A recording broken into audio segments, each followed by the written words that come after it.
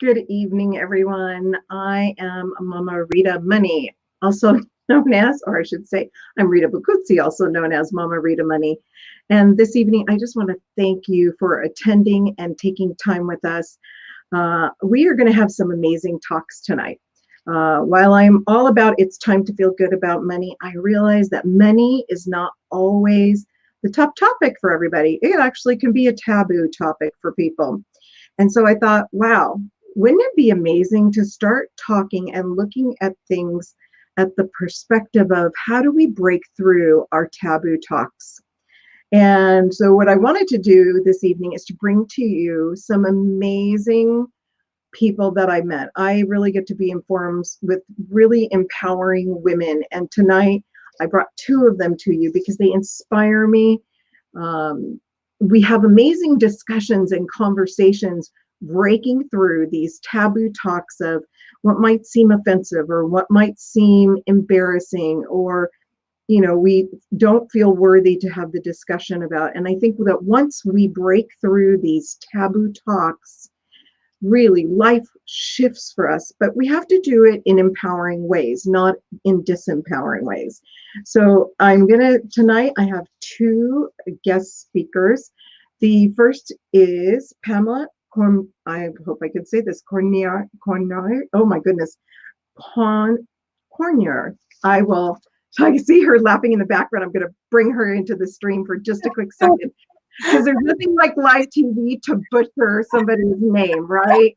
Oh my gosh. I love it. And I'm all about, showing up authentically. So honestly, I'm actually I'm enjoying that you're laughing so hard at me, because the more I try, the more I know I'm butchering it. Don't worry about it. Let me bring her into the studio. Really quick pop in. Pronounce your name for me correctly. My name is Pamela Canoyer. It rhymes with annoyer. but anything but that. So yeah. Canoyer. Okay. So Pamela Canoyer. So what I'm going to do is I want to just share a little screen of a little bit about Pamela so you can see why I'm bringing her in today, and then share a little bit about our next guest. So thanks for clarifying that. I'll bring you right back. So actually, I'll keep you right here. Okay. So Pamela, beautiful Pamela, has a website, and her business is Powerful and True. She is a nationally and internationally recognized conflict management maven. Who would know more about breaking through taboo talk than that? And she skillfully instills upper management and middle management leaders to reclaim their disenchanted teams and workplaces. And I think that when I think of teams and people in the workplace, well, most of us are working at home right now. So our teams are in our home. Mm-hmm. They start at home and then they extend out, and our workplace is at home. So I'm definitely excited to hear tips about how we can facilitate our speech. I learned, we'll talk about it in a little bit, something that I learned just recently. You'll have to remind me just in case I forget, but I'm sure I'll remember, of how we can change our vocabulary so that it actually ends up being more positive and speaking to more of what we truly mean. So her leadership forte is in mastering that mindset, boundary setting. Ooh, I know I need that with my language sometimes at home. And advancing communication, resolving conflict, in raising the life quality, both at work and at home. And just a little sneak peek info about our next speaker is the Michela Passeri. Now look at that, I can say that name really well, right? Yeah. Because she's a fellow paisana, and she's one of my dear friends, and she's an award-winning emotional intelligence and business performance coach. Mm-hmm. So, and she's also an international speaker. And, between dealing with our emotional intelligence and mastering what she calls emotional money mastery, she has awesome business training around that. When we do our own personal mastery, which includes money mastery, which is part of a resource in our own personal economy, Yeah. then we all get to elevate. And so we're going to break that down to a little bit what that all means. But for right now, I just want to say, welcome, Pamela.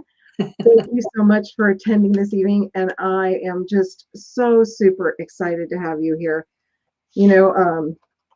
We had a conversation a little bit back, not too long ago, but I just remembered really feeling like I could say anything to you, right?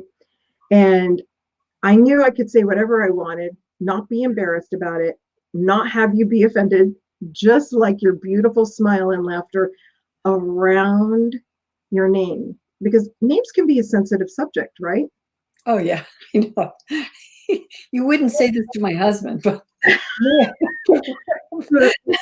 It's true, right? And whatever. and I'm going to say, I having, an Italian last name like Bocuzzi, I really can end up getting butchered in ways that people wouldn't imagine. And like you, I'd rather respond by laughing Yeah.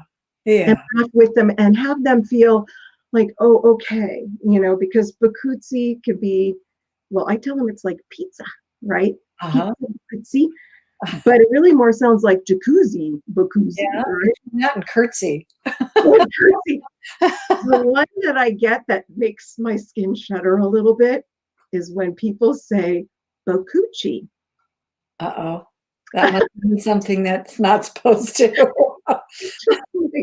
And so, the reality is when someone says that, I'm like, okay, isn't that fascinating? Or isn't that interesting? Did Rather, you know? right? I've looked into it in that way of, you know what, they haven't lived my life. They're not from my background. Why would I assume that they would know how to pronounce it if they haven't had my life experience tied to it? Mm-hmm. Exactly. So I just am so super excited. So really, my first thing that I'd like to do is learn or have our audience learn a little bit more about your background, because I found it fascinating. I think the start piece that I like the part that you were working with horses. Ah, yes. And share a little bit about what you learned about that experience, and then how did that translate to working with people? Well, this is fun. This is going to be a fun journey. So I was raised in a really pretty well-off family, and I had anything I wanted. So I had horses, and I had show horses, and I showed horses, and I loved it. But my friends would want to come over and ride. And no, you do not let your friends ride your show horses. It's just taboo. And at the same time, that's not who I was, and I couldn't be with them and hang with them because they couldn't ride my horse. So I decided, well, if they're going to ride my horse, I'm going to have to teach them how to ride. So I remember having my friends, my girlfriends, get in the backyard, and I'd put them on the horse and have a halter because I didn't want to hurt the horse's mouth. So I just have it real light and just have a halter on them. And at first they were on a lunge line, and I was just teaching them how to ride and telling them what to do. And I found out I was having the time of my life, helping people learn how to read a horse. And that turned into 32 years of teaching horseback riding lessons. Wow. And I just loved it. And I mostly worked with beginners and people who had a lot of fear around it. And it was super fun. And I showed, and I was in cutting and dressage and show jumping. I mean, I kind of did everything. Wow. And at the same time, I would say that probably my greatest areas were in the Western side of it. But, and I was a rodeo princess even. So, I mean, I went the gamut here with this. And along that, I realized that teaching people was my favorite part, not necessarily the horse. I mean, I love training horses, but it was the people. And if people were not reading their horse, so they'd be sitting on their horse, so their horse's ears would be back, and their horse would be like frustrated, and they would be kicking and pulling back on the horse at the same time, which is One says one is a go signal and the other one is a whoa signal. So the horse is just totally confused. And after a while, the horse gets mad. They stomp their feet, they throw their ears back, they swish their tail, they just do obnoxious things when they're like, okay, I'm ticked. You're not making sense. I feel like it's like you're describing a kid or an adult that's having a tantrum. It is. The horses could have tantrums. They don't have them really on their own. They have them because they've been irritated. Mhm. Something has bothered them. And when people don't make sense to them, then they kind of act out. So I started studying, okay, what did you just do? Because they said, no, I didn't do that. But the horse is like, yeah, you did. So I know horses don't lie. People lie, but they don't mean to lie, but they don't know what they're doing. And horses don't. It's just they're just too honest. So I started realizing, oh my goodness, you're doing this, but you think you're doing that. Oh yeah, no, I'm not kicking this horse. Meanwhile, their legs are shaking. They have no idea what they're doing. And I realized that later on, as I got into my more professional field of first I went into law enforcement, and I worked with angry people and angry neighborhoods and people who had no idea what they were doing and saying and how it was offending somebody else because they were clueless. They were just in their world, and this is how they felt. So after that little journey, I started getting people saying, gosh, you're really good at this. You're really good at working with people, and you see what everybody's trying to say, even though they're all saying something different. You kind of pull out the middle stuff, the stuff that they're really trying to say, and help us all see the same, get on the same page. Well, that's actually called a facilitator. And so I started telling people I'm a facilitator. Well, nobody knew what that was. So I thought, okay, this is not fun. And then one day when I was working with somebody who tried to help them to understand somebody else, they said, you're really a coach. And I said, well, what's a coach? What does a coach do? I mean, all I could think of was football, baseball, and basketball.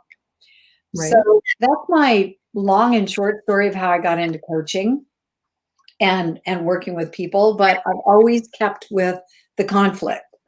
The people are not getting along with their horse. They're not getting along with their boss. They're not getting along with their neighbors. Their businesses are frustrated. They're rolling their eyes. All this body language is going on, and people are hurt. So that's how I got into that. That's awesome. So a couple of thoughts I was thinking about is, okay, we're talking about taboo topics a little bit. Doesn't mean that you talk about taboo topics everywhere. Because while we want to have conversations and yeah, in conflict, that's the issue is if there is something that is embarrassing or offensive, or you would kind of label a taboo topic because of social or cultural background, what tips can you give or do you give people? How do you help them with that? I think probably our biggest thing is because we're not aware of what we're saying. We're just not always. I mean, we were raised a certain way.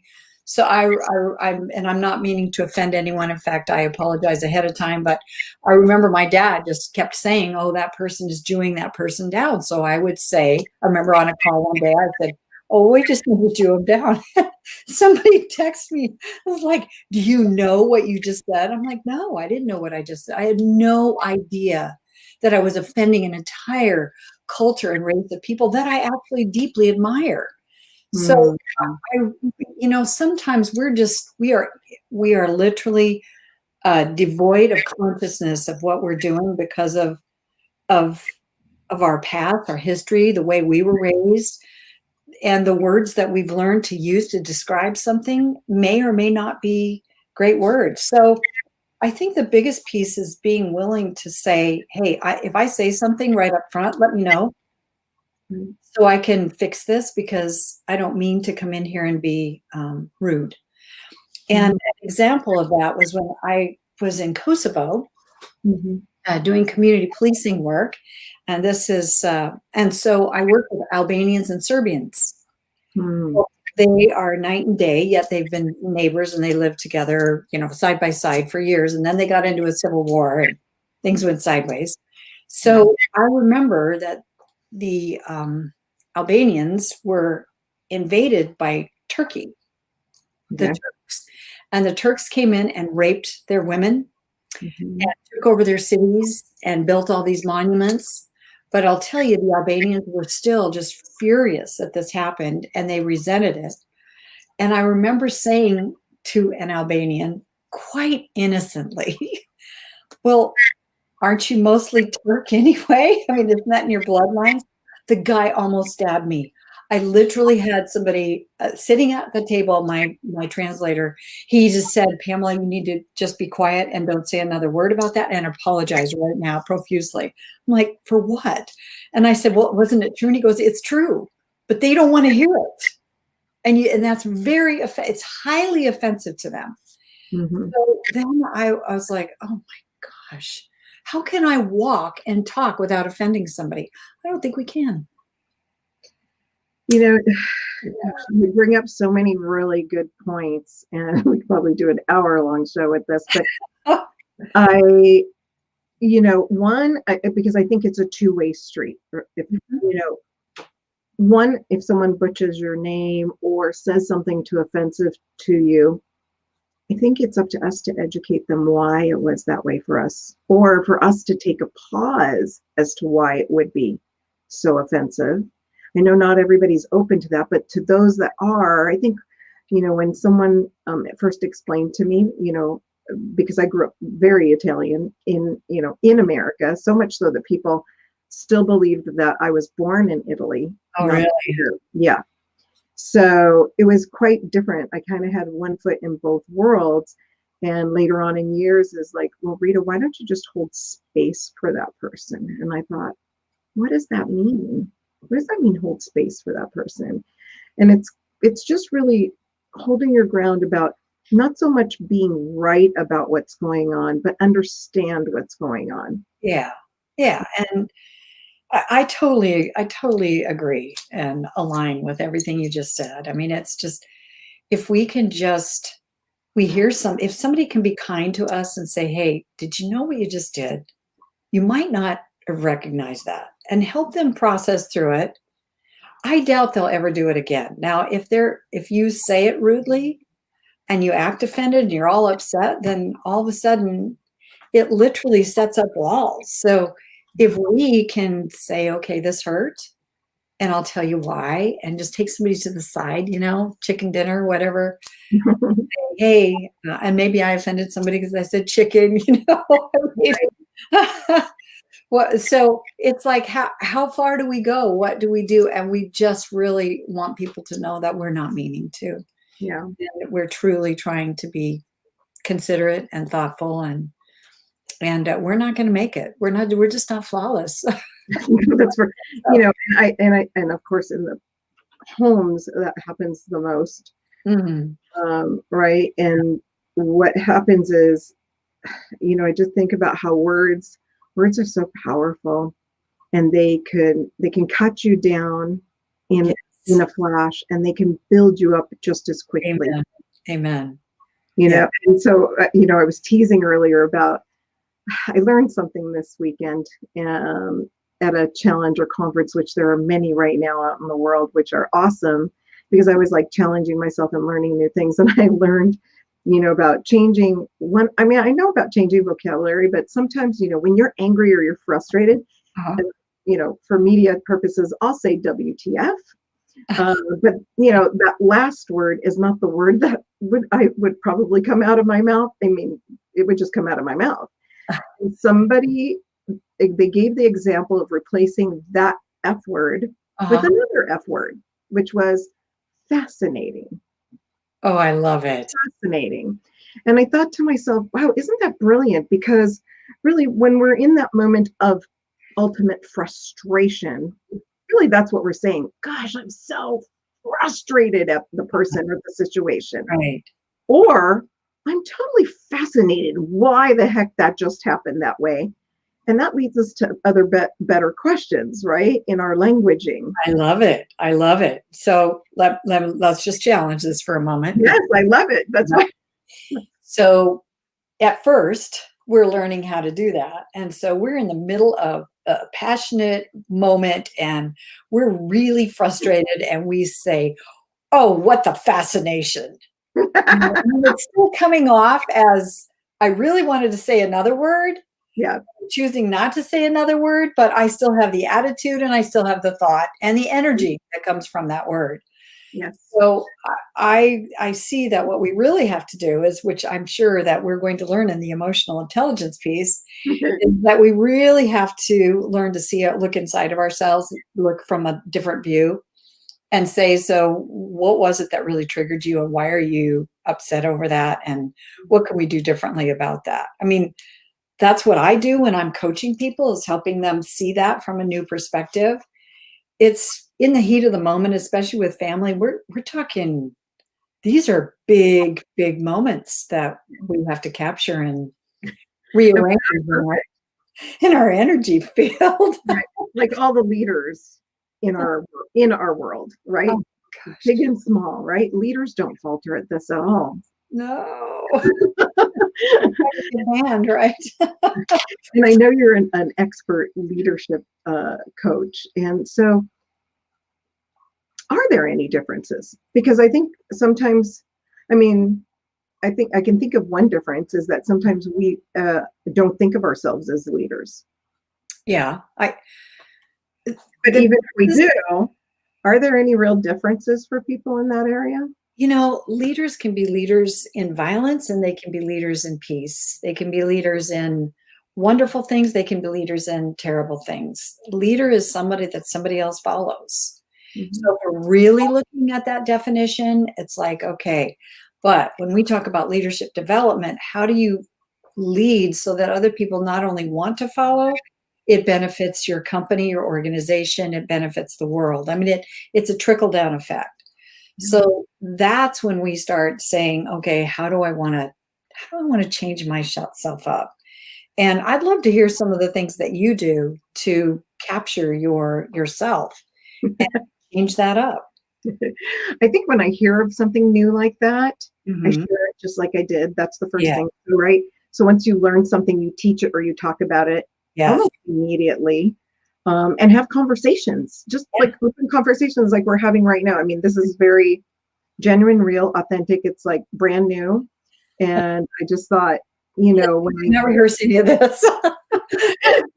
no, because life isn't rehearsed, right? Mhm. Life is moment by moment, and I think that if we can start to capture the fact that taboo talk is everywhere, Mhm. and what does that mean to you, and then maybe that we take pauses and just like you said, so in leadership, when you know you're in leadership, that's a gift. It is. It is. And as we will know, and you're probably going to say this, maybe I should have you finish the thought and then I'll tell you. Go, go. Because with great gifts come great responsibilities, right? Oh, you said it beautifully. Yeah. And so while people might think, oh well, they're a leader, they're in a leadership role, it's just easier for them. Mhm. Oh, wow. Yeah.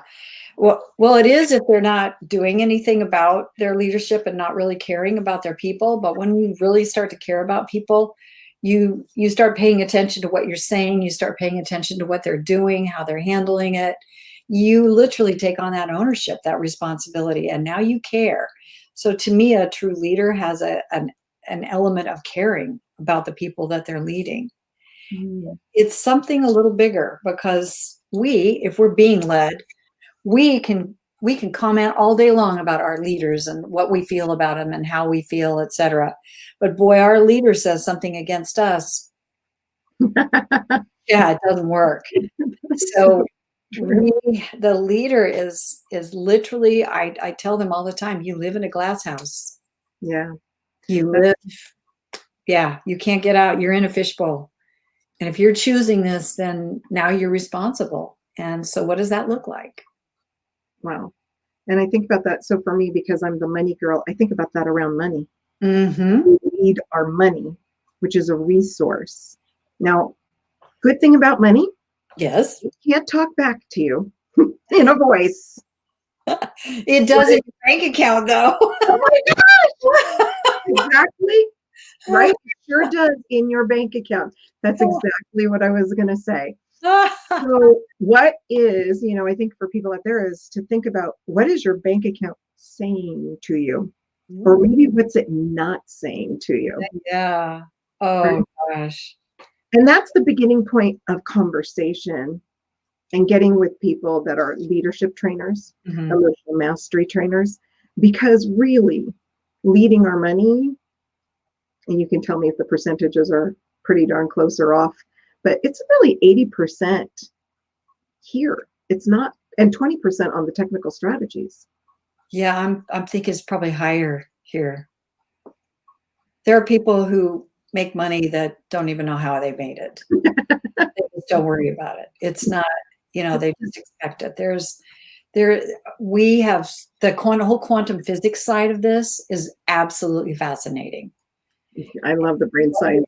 Up in our lives, and here's the scary part, because I was going to talk to you, and I think I have 3 minutes here. So I am a survivor of stage 4 lymphoma, and I literally became cancer free 3 weeks after I was diagnosed. And then later on, the doctor told me that he had given me 2 months to live. So just knowing that if whatever you attract in your life, as soon as I realized I had attracted cancer into my life, I thought, wait a minute, this is really not what I wanted. Right. And so I made a huge about face, and I had to coach myself. I had it, it's the same thing with your bank account. Wait a minute, this is not what I wanted. So what do I need to do in order to bring this about and make an about face? And I know you can do it in a very short period of time. Really. So Absolutely. I'm going to say from one sister survivor to another, to the thrivers in the world, because the difference between survivorship and thrivership is the leadership, yes. Yeah. right? You start with yourself. You start with yourself. I'm definitely what I'm going to do is I'm to learn more about Pamela and being a leader and connecting with her. Please go to her website, Leader, and you had something and it just disappeared from my screen. So if anything that you wanted to share with my guests, if they wanted to reach out with you, what's the best way to do that? And what would you like to? This is the best way. Just go to this link and Okay. we'll book a conversation to talk, because this is for leaders. This is for people who want to step into that leadership. And leadership is around everything. Everything, anything you do, everything you do is, it all links back to how you do anything is how you do everything. Yes. So true. And Yeah. one quote that you mentioned and said, when you talked about Kosovo and you came back, you said you would never play or live small again. Oh, gosh. And I love that. Remind myself of that.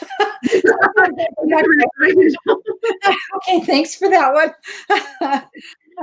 We do have to be reminded that each day, each moment is precious, Yeah. and never play or live small. And if you do it in a positive leadership fashion, that's the better. And we all need to coach one another. You and I have these discussions all the time, and we're constantly leveling one another up. And right.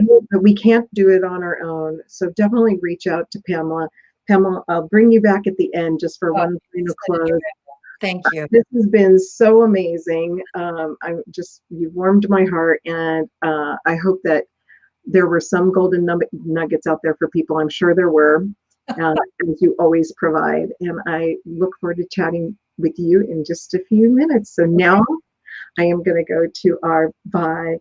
Let's see. And I am going to be bringing on our next guest, and Michaela Passeri with the Love You Revolution. And oh my gosh, when I first heard that name, this year, my word is all about being revolutionary. So bringing you somebody who is a leader in revolutionary thinking about loving yourself, and being an award-winning emotional intelligence expert and a founder of Emotional Money Mastery,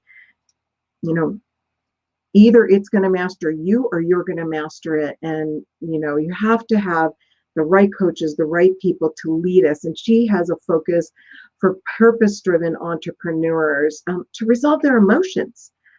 You know, one thing that I heard, you know, there's no emotion in money, but the reality is there's a lot of emotion around money. And so if we ignore that, specifically as women, maybe for men, not so much, but some men too, because I'd never like to count them out. Everybody is hardwired different. If we ignore rather than tapping into the awareness, which Michaela will definitely expand on for us, it's as if we're walking with a veil in front of us that's clouding us from seeing through it to getting through our breakthroughs. So Michaela is amazing at guiding and transforming people into emotional ninjas, from stuck and stagnant and unfulfilled to happy and hopeful and liberated. And so without a further moment, I will bring in my dear friend and emotional ninja master, Michaela Passeri. So Michaela. Ciao Rita. Ciao, benvenuta. Grazie mille.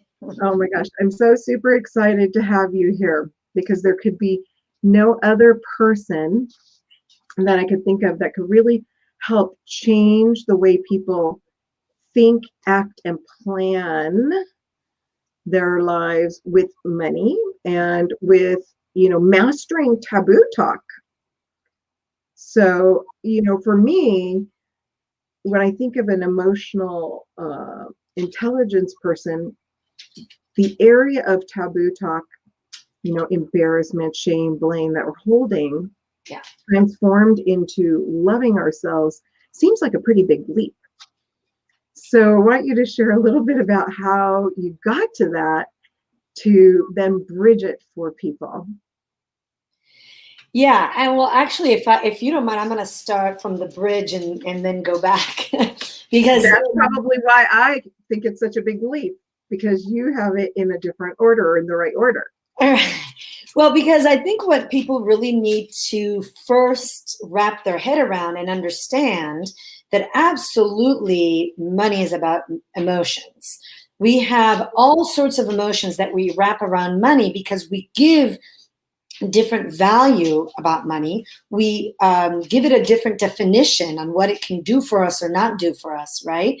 And what people don't understand is that as we go through our cognitive cycle, which is thoughts, feelings, and actions, our emotions come first.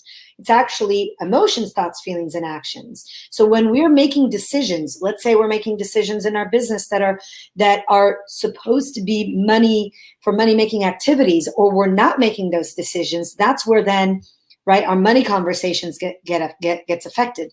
So we want to really understand that our emotional landscape and how we process our emotions absolutely has an effect on our money. How much money we make, how much money we keep, right? How much money we spend.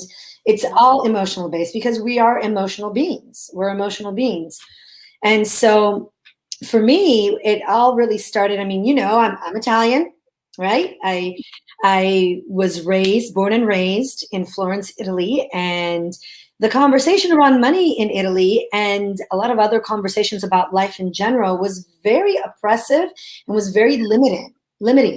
So for me, my journey just really started from wanting to understand how to navigate that as I was coming of age, as I was exploring the world, as I was understanding who I was in relations to the world and in relation to people, and as I was experiencing life. And I found that, you know, we all have negative experiences, we all have traumas, and then as I was working through all of those things, everything that always stuck was how I felt about something, and then what the results would show up in my life. And they would always seem to be correlated.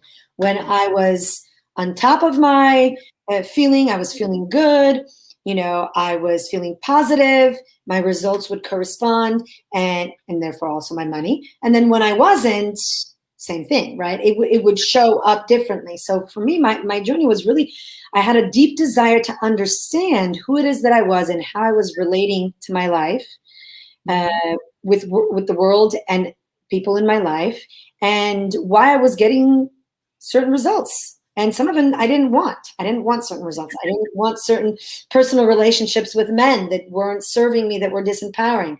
I didn't necessarily, I didn't want to, lose a business that I had built to multiple six figures, right? I mean, there were certain things that were happening. I wanted to try to understand how to respond to what was happening in my life, and then how to manage myself and master so that I didn't feel the pain, right? So I didn't feel the pain from the experience.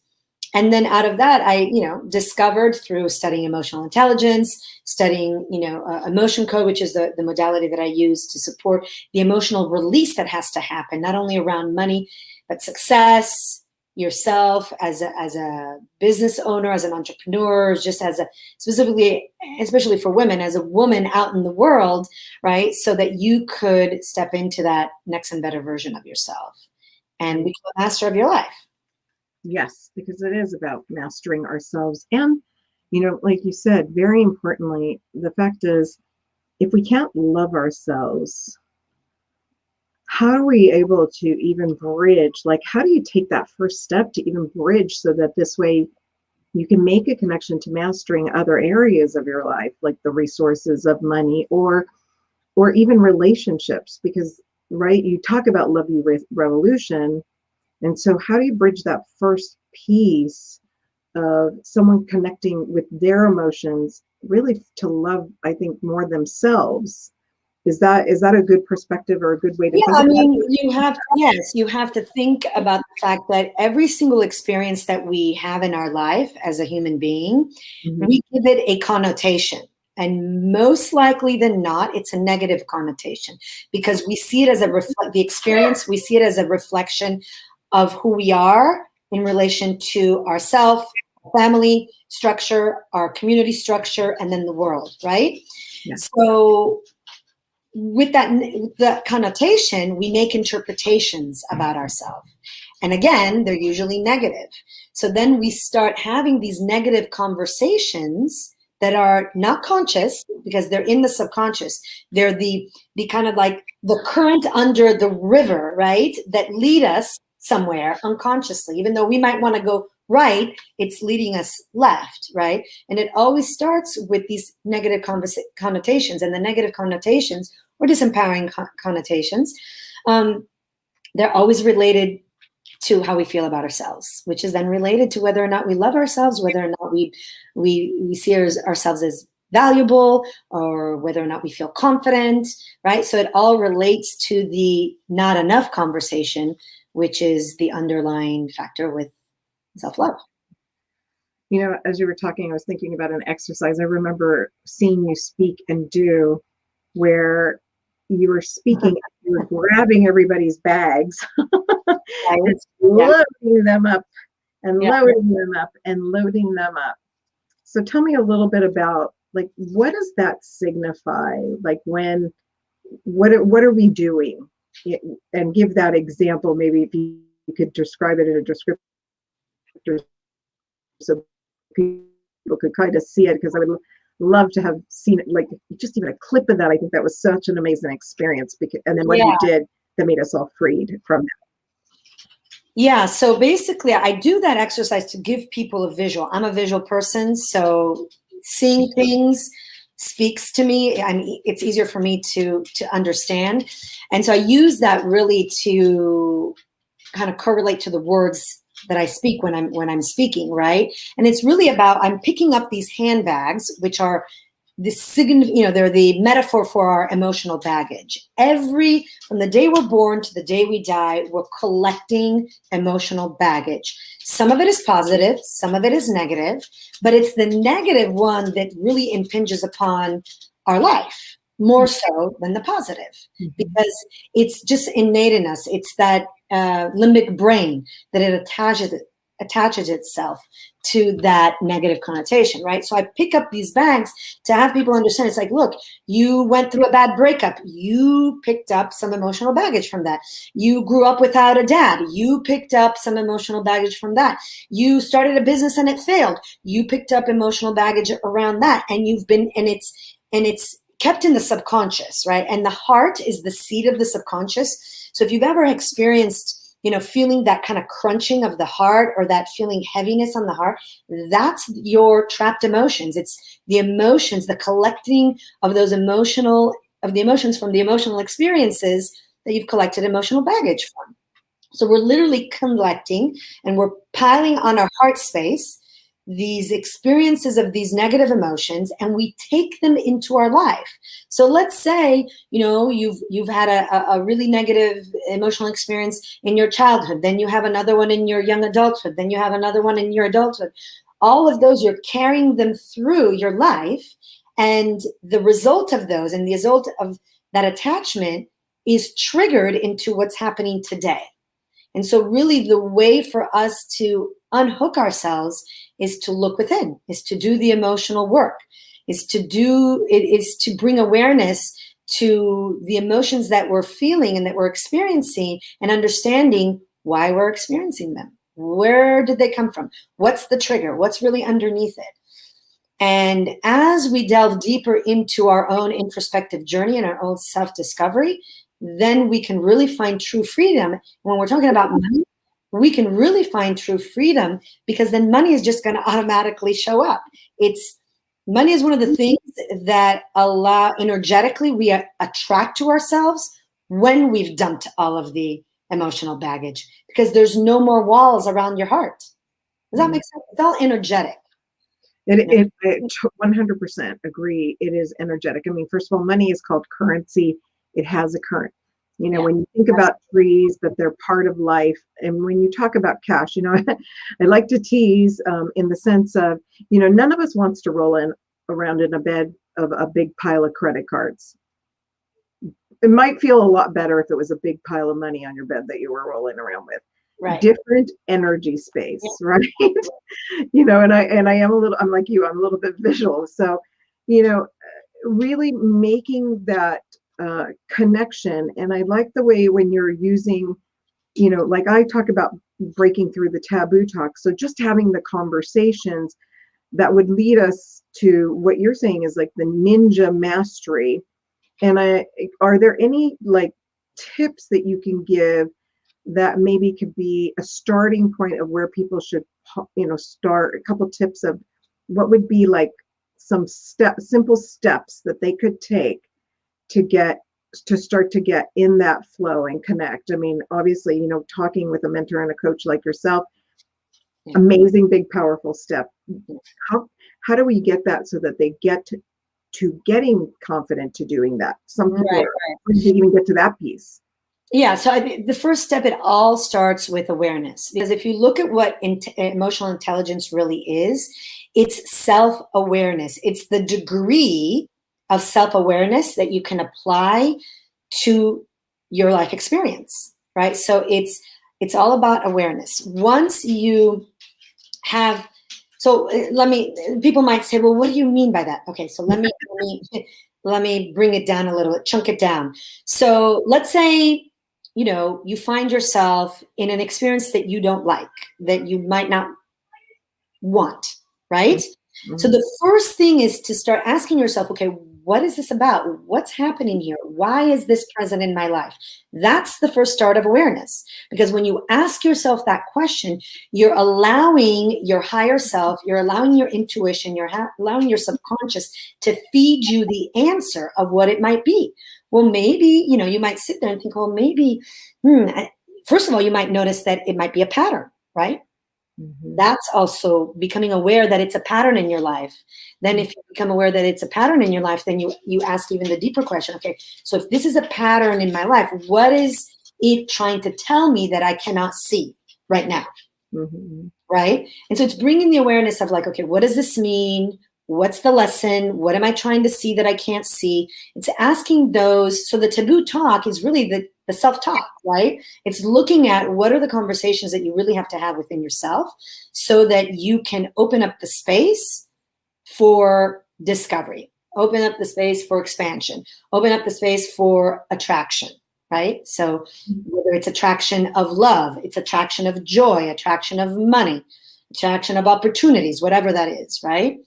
If when we talk about emotions, negative emotions vibrate, guess what? At a negative, at a low frequency, right?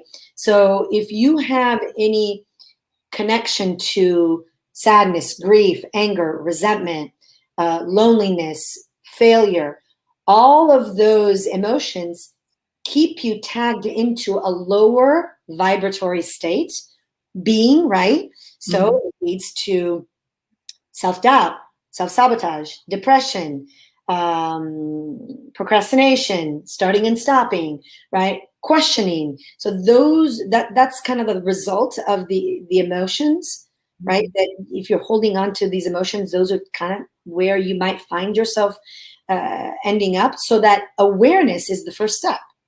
And it's awareness of, what am I experiencing right now and why? What's underneath it? And then from there, just kind of following the thought process. And if you come to an answer, is then just making peace with whatever that is, right? Being okay that that's part of your experience, and finding the lesson, the silver lining, so that then you can now give it a new interpretation, right? Absolutely. So when you talk about the emotions first, so first is the awareness. Is it, I'm a lot about positive self-talk. Are there keywords to help you trigger the emotions, or, any kind of a tip like that? Like, what words maybe should we be saying? How do we create that once we're aware, or shift into an emotion state that might be whatever, one level up, or to level ourselves up? Yeah. How do you do that? Are there specific words?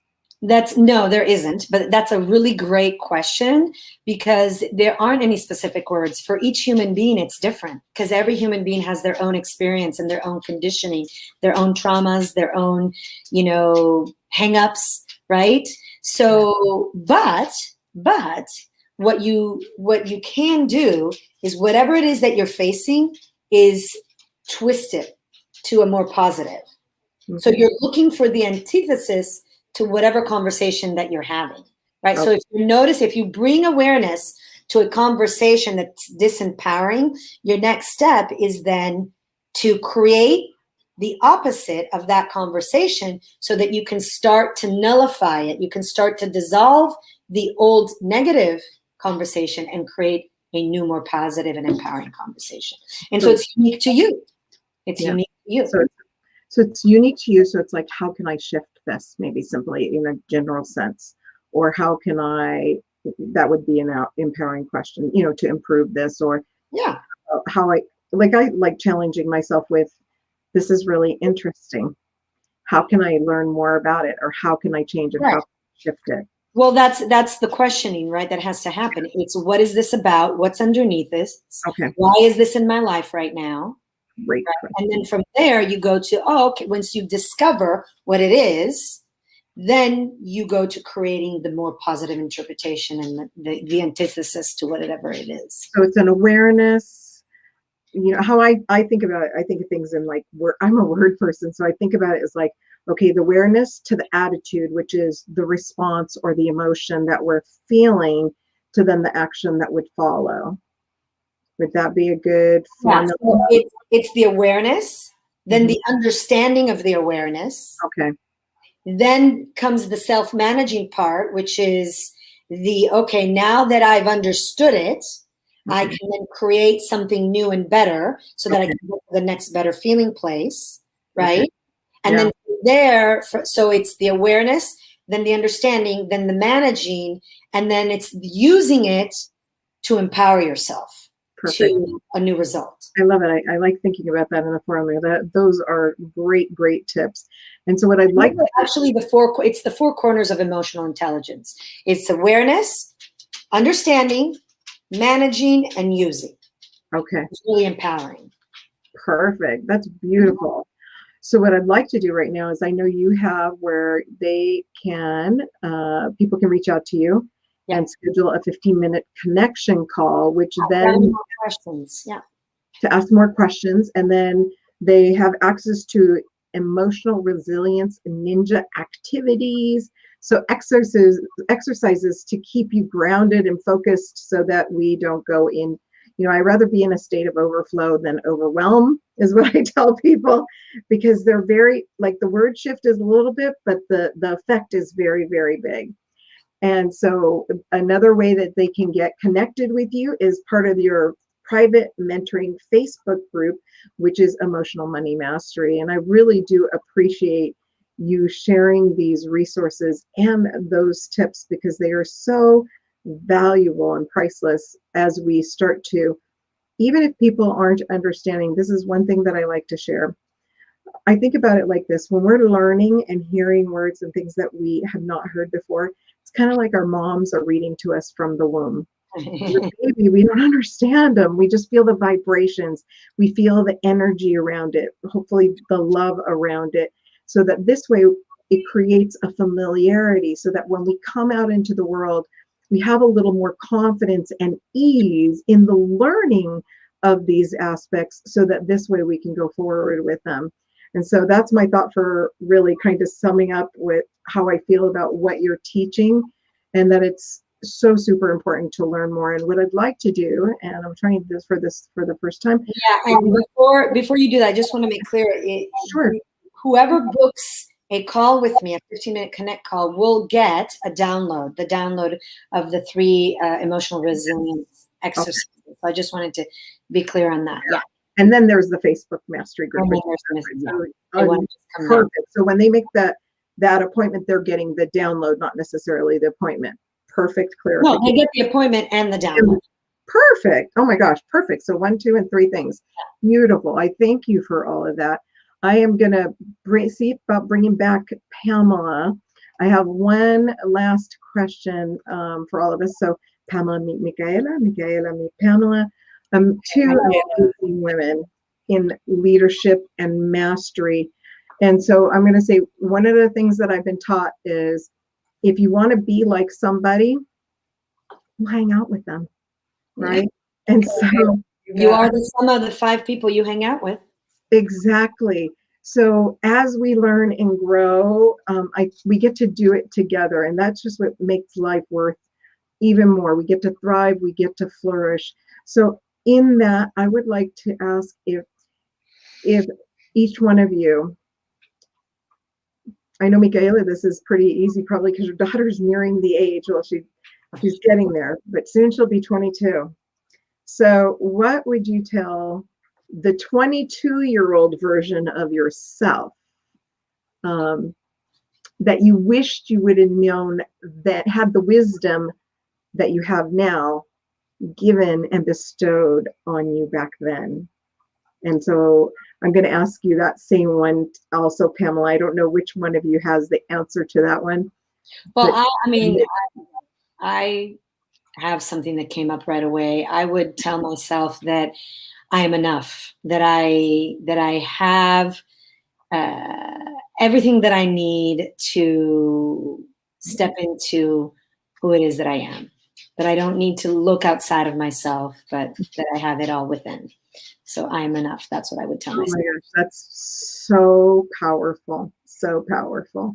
I definitely resonate with that one. I wish I had known, because I wish I had known too. Do you? A lot of heartaches. And I don't know about either one of you, but have you ever looked back, like at photos? Like, I looked at some photos of myself, and I looked at myself and I thought, wow, I remember looking at those photos. They were from high school that somebody sent me recently, so that was just about 20 something. No, that was about over 30 years ago, because I have no issue with numbers. I'm proud to be 52, because I feel like each age is as you live it in the moment. Yeah. And so when I saw it, I used to think, so I'll just say the words, right? The taboo words, thunder thighs. And I'm looking at this young picture of me. I was actually did a lot of weightlifting and a lot of running. So I looked phenomenal, but that's not the girl I saw in the mirror when I was that age. I've had the same experience. Have you had that same experience? What about you? Looking at pictures of me when I was like maybe 19, 20, and seeing, oh my God, like I looked good. I was hot. But then I'm remembering that at that age, I was like, oh, I thought I was fat. I thought I was ugly. Yeah, absolutely. Same thing. Oh my gosh. So Pamela, So the 22-year-old version of you and the experience with maybe looking back at the photos. Have Oh, you? well, mine were, yeah, I don't know that I can go in that direction because I competed a lot. I was in the rodeo, Mm. did a lot of, so I knew I looked good. But I didn't know, I didn't know where to take it. You know what I'm saying? I didn't know where to take it. I didn't know what to do with it. And I squandered that. I squandered that confidence. But that's not really what I would say. And I was trying to figure this out because one of the things that the top 3 myths that I would like to squash what had to do with me not being good enough. So, Michaela, I just totally align with you on that. But I think what I was going to say was don't be afraid to put your children first. Sometimes we think as young mothers that, oh, I have to be with this person and I have to do what this person says. And we just get all confused and we don't allow, we're angry with our children for interrupting our life. And it's like, just let that all go. Just let it go and love your babies. Just love them. Yeah. Yeah, I mean, if I were to look back, that's the one thing that I would say above all else is love them to the point that they're really, really important in your life. So I would say that. The rest of it is all confident stuff and you be kind to everybody you meet, things like that. Yeah. And be kind to yourself. Oh, Because I'm going to say one of the things that I remember yeah. as a mom is not having that time with my kids, having to go to work, wanting to be at home with them, and just running all day long. And here I am waking up going, oh my gosh, I have a 22-year-old son. I have a soon to be 27-year-old son. And we're talking about grandbabies. And while that's joyous, I really felt like I wish I could pull back the time. I know. Really have said, you know what? I should have sacrificed. I would have sacrificed this. Like I would have rather had a smaller house and more time with my kids. I would have rather traveled less and had more time with my kids. Just because really, if we can seek the inspiration and joy in children, I think they are the best teachers ever. Yeah. Right? To expand our hearts, hold space, and be good leaders. You know what I think that pulls us into Michaela's whole thing of emotional intelligence, the 4 corners. I took notes. I was listening. Phenomenal. Ladies, I can't even believe we're up on our hour. You're both it went by fast. It does go by super fast, and we'll do it again because I really like this trio. When I saw that we were all going to be together, really the key epitome of leadership mastery in our lives. So for all of you out there, please reach out to Micaela. Please reach out to Pamela. If you want to reach me, you can go to mamaridamoney.com and I can connect you with them, or just schedule time to have a conversation, to have the breakthrough of these taboo talks of your life. And with that, I want to say good night and thank you for holding space for us and being here this evening. Thank you, Micaela. Thank you, Pam. Thank you so much. Thank you. And have a wonderful, wonderful evening. Buonanotte. Buonanotte.